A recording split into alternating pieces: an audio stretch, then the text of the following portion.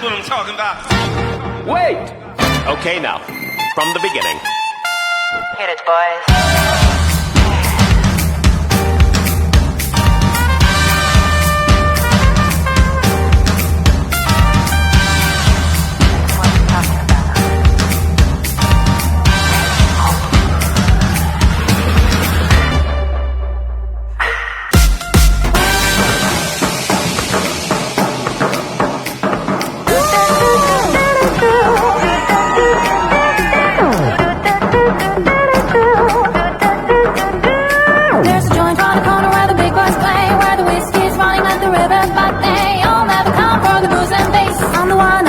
That'll rock this place.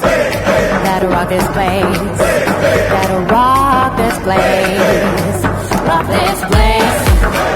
Rock this place. Rock this place.